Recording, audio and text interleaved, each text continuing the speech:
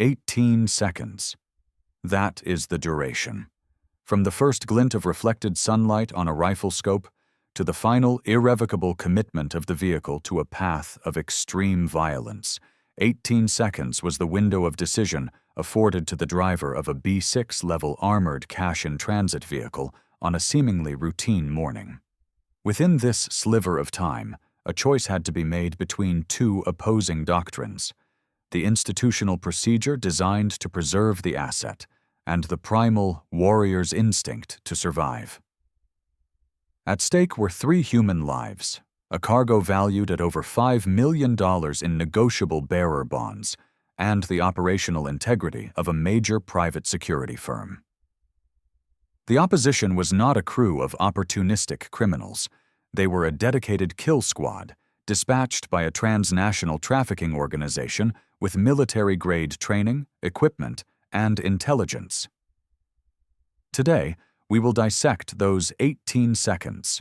We will examine the cascade of failures that made the event possible and the singular, unconventional success of one individual that rendered it survivable. In this business, we have a saying: the vehicle is your weapon, your shield, and your coffin. On this day, it would be all 3.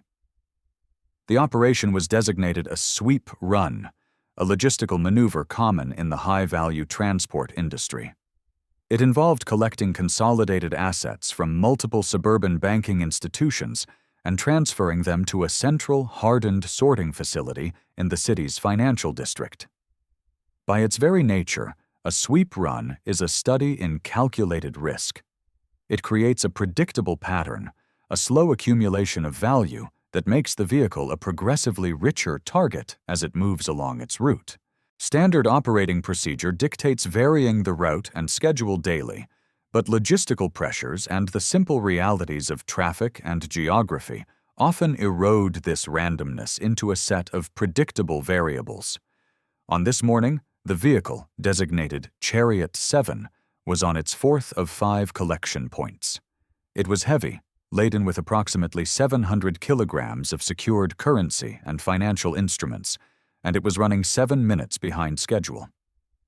This delay, born of a minor data verification issue at the 3rd stop, was the first unplanned deviation in a day that would soon be defined by them.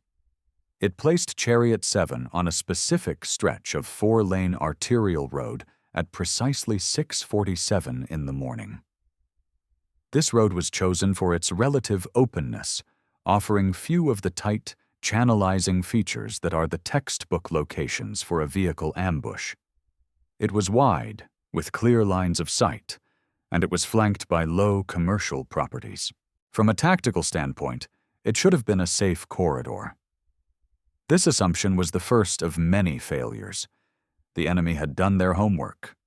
They understood that the true vulnerability of this route was not its geography, but its response time. The nearest police precinct was over 8 kilometers away, and the security firm's own quick reaction force was a full 12 minutes out, assuming immediate notification and 0 traffic. The attackers had engineered for themselves a window of approximately 15 minutes of uncontested action. The vehicle itself was a product of a specialized security vehicle company, a state-of-the-art machine built around a reinforced commercial truck chassis. Its official designation was an armored personnel carrier, but it was, in essence, a vault on wheels. The crew compartment and cargo bay were protected by B6 level armoring, a rating certified to defeat multiple impacts from high-powered rifle rounds up to 7.62 millimeter caliber. The windows were a composite of layered ballistic glass and polycarbonate, 42 millimeters thick, designed to absorb and delaminate upon impact, preventing penetration. However, this protection was not absolute. B6 armor is vulnerable to sustained, concentrated fire, which can heat and weaken the steel, and to specific armor-piercing ammunition types. Its greatest weakness, however, is spalling.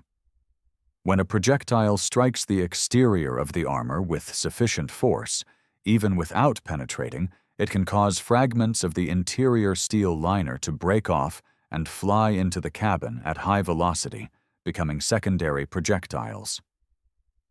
The vehicle was also equipped with a suite of defensive systems: run-flat tires capable of operating for 50 kilometers after deflation, an internal fire suppression system, and multiple external cameras providing a 360-degree view.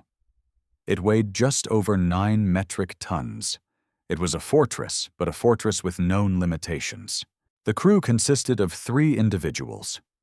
In the right-hand seat was the communications guard, a junior employee with less than 2 years of experience.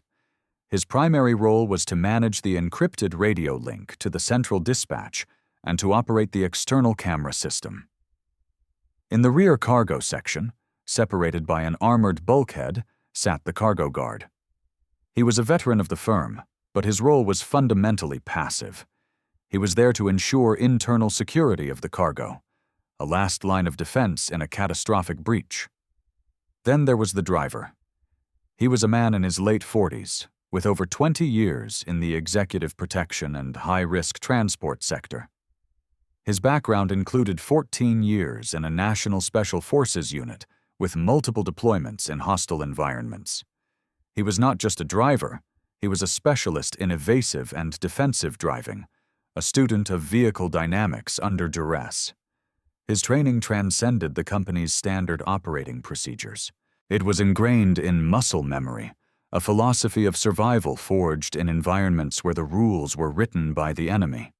He was the human element, the variable for which the attackers had failed to properly account. And they had accounted for everything else. The inciting incident, the root cause of this entire event, was not a tactical misstep on the day. It was a catastrophic intelligence failure that had occurred weeks, perhaps months, prior. A subsequent internal investigation, aided by national security agencies, would reveal a deeply embedded human intelligence asset within the security firm's logistical planning division. This mole had provided the trafficking organization with complete, detailed operational schedules, route plans, vehicle specifications, crew manifests, and, most critically, the standard operating procedures for an ambush scenario. The attackers knew the playbook. They knew that in the event of a hostile engagement, company doctrine dictated that the crew was to stop, shelter in place within the armored cabin, activate their emergency beacon, and wait for the quick reaction force. They were to be a static target, a hard shell to be cracked at leisure. Static defense is death. The attackers built their entire plan around this single, foundational piece of intelligence. They knew the response protocol. They expected compliance. This expectation was the central pillar of their strategy, and it would prove to be their fatal flaw. The location they selected was brilliant in its subtlety. It was a section of road just after a gentle, sweeping curve. 200 meters past the apex of the curve, a set of traffic lights governed a minor intersection. These lights were the linchpin of the trap.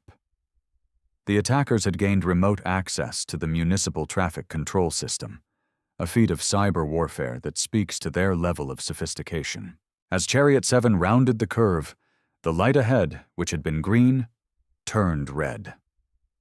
It was a mundane, everyday occurrence. The driver began to decelerate smoothly, his mind on the schedule, his eyes scanning the mirrors in a practiced rhythm. Nothing was out of the ordinary. This cultivation of normalcy was a critical component of the ambush. It was designed to lull the crew, to prevent their threat indicators from activating until it was too late. The trap itself consisted of 3 elements. The first was the blockading vehicle.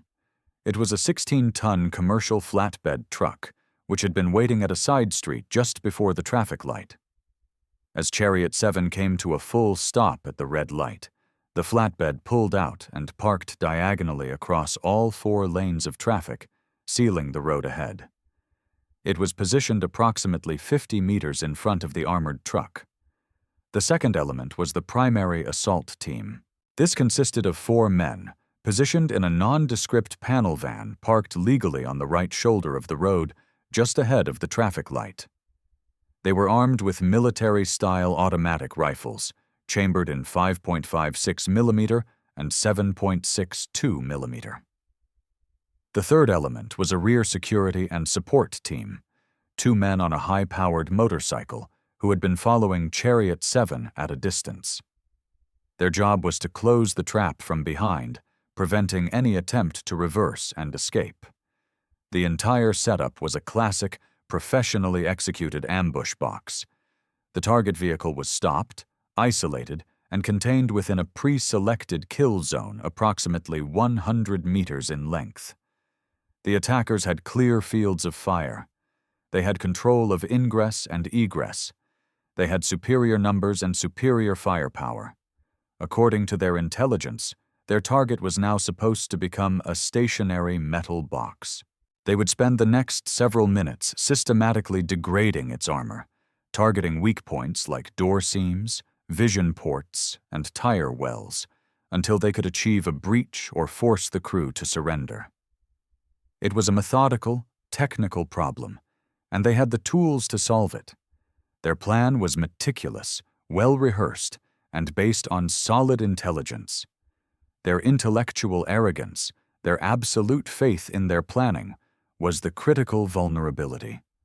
They had planned for the machine and the procedure. They had failed to plan for the man. They assumed the driver would follow the rules written in a corporate manual. They never considered that he operated under a different set of rules, ones written in blood and experience. Their entire, elegant tactical solution was built upon the assumption of their target's compliance.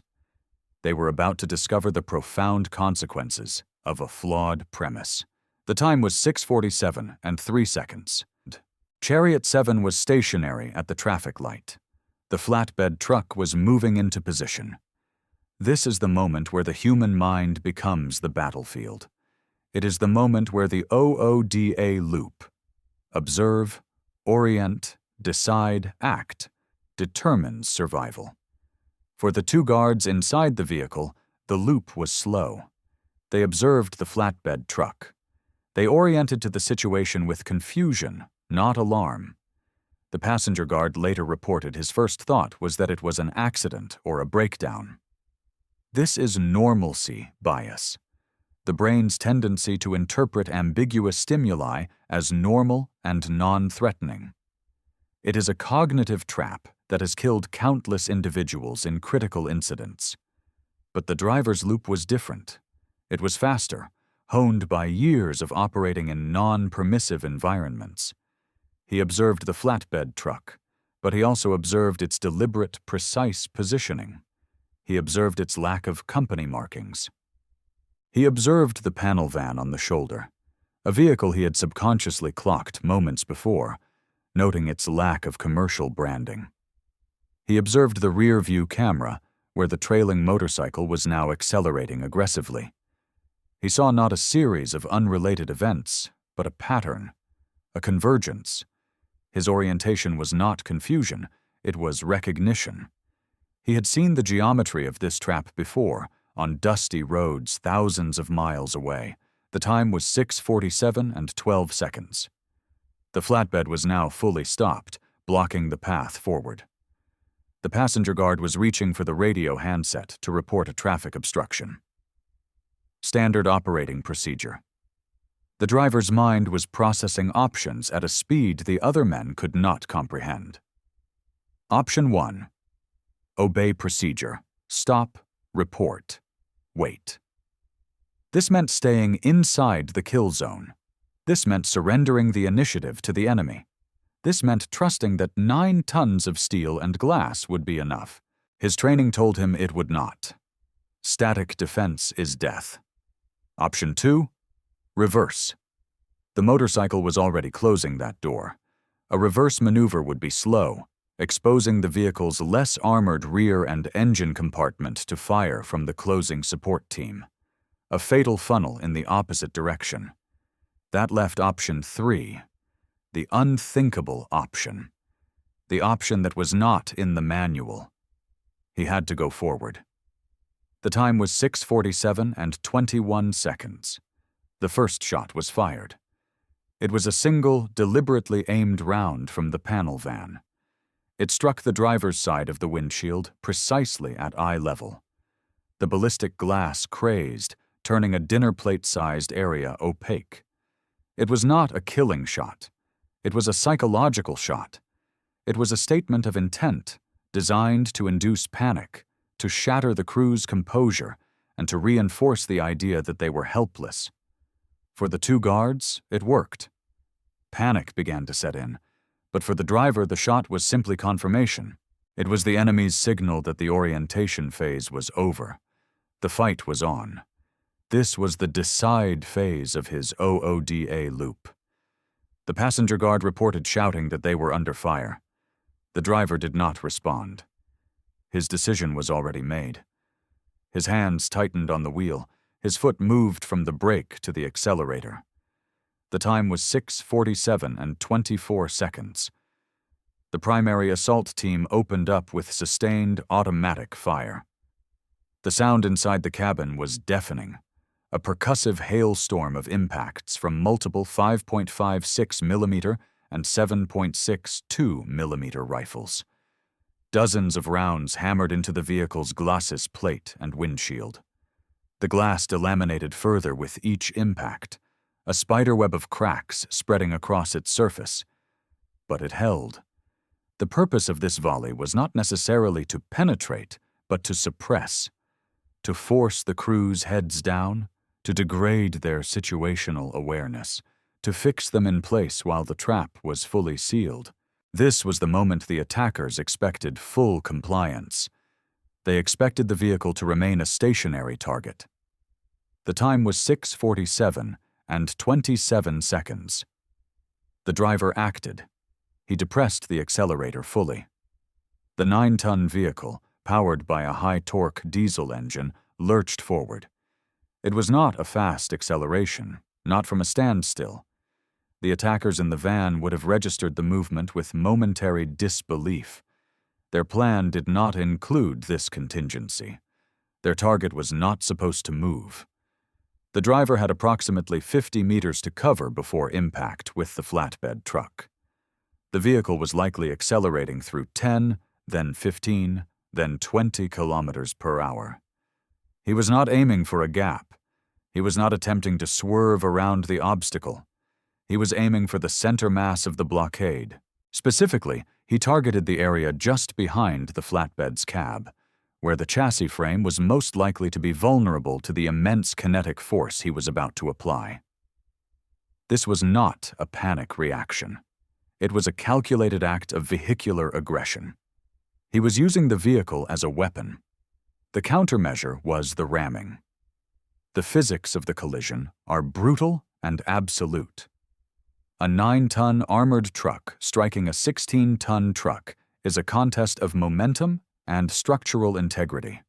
Chariot 7 hit the flatbed at an estimated speed of 35 kilometers per hour. The force of the impact was immense, a concussive boom that was heard over a kilometer away.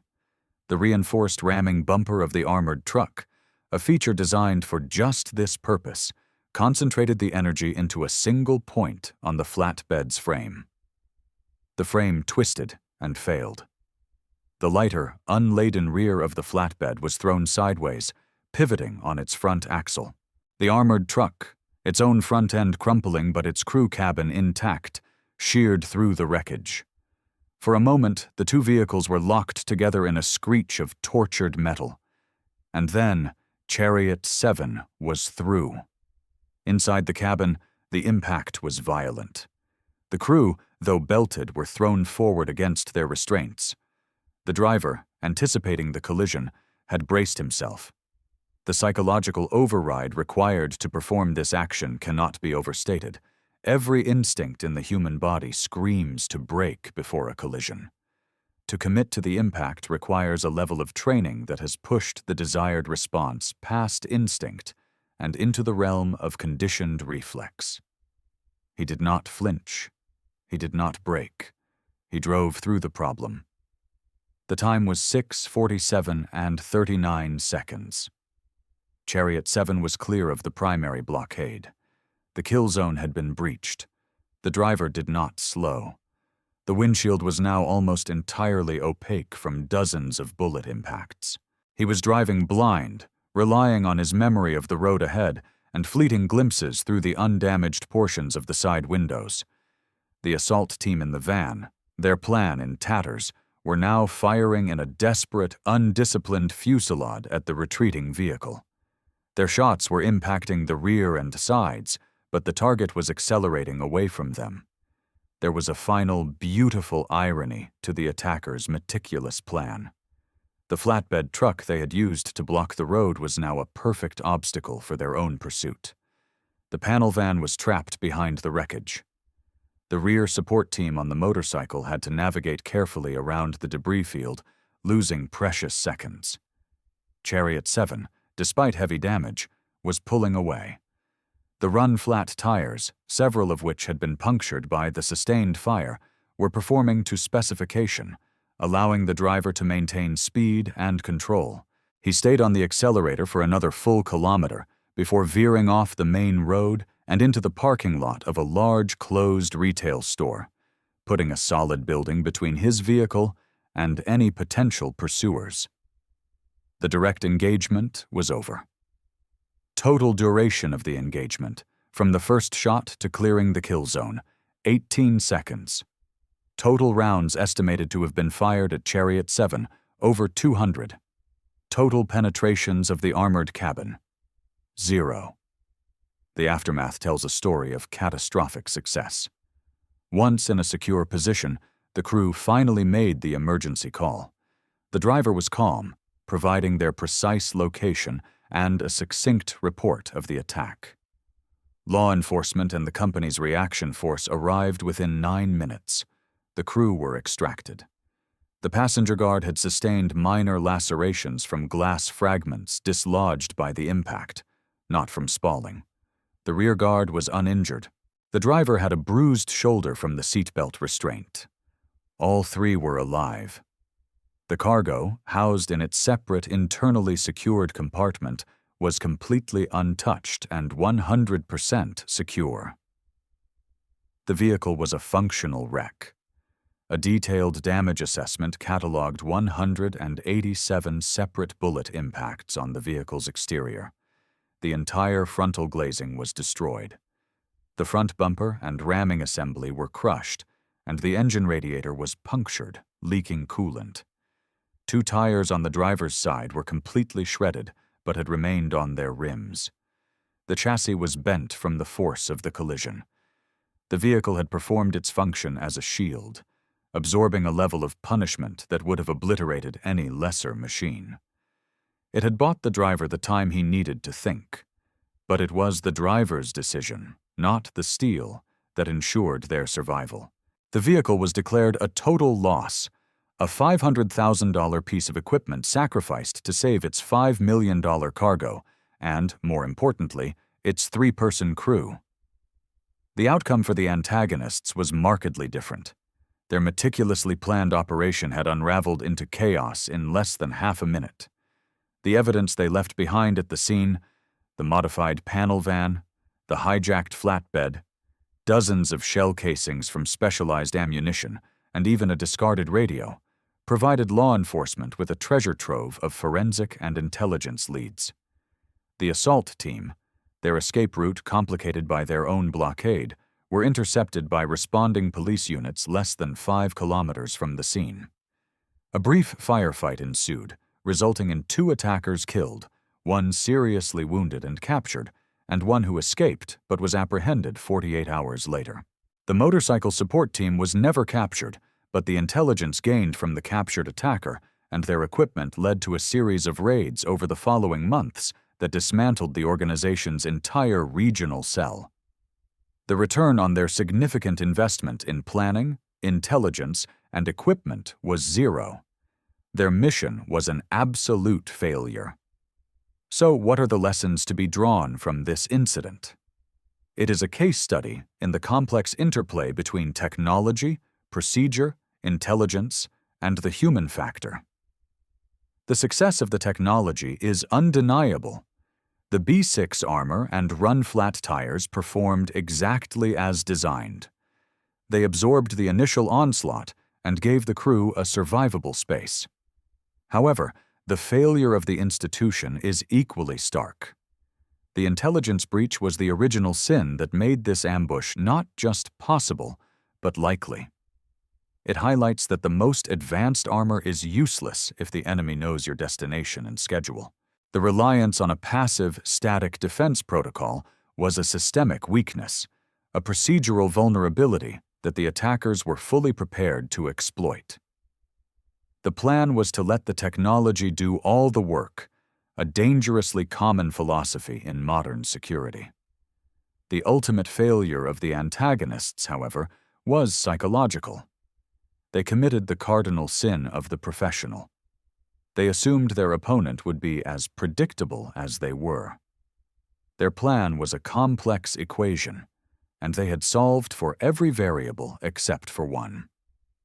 They did not solve for the man in the driver's seat. They failed to account for the possibility of a non-compliant target, an operator whose personal training and combat mindset would allow him to instantly discard the corporate playbook and author his own response. Their plan had no contingency for a target that fights back not with guns, but with 9 tons of moving steel. They planned for the shepherd, but they got the wolf.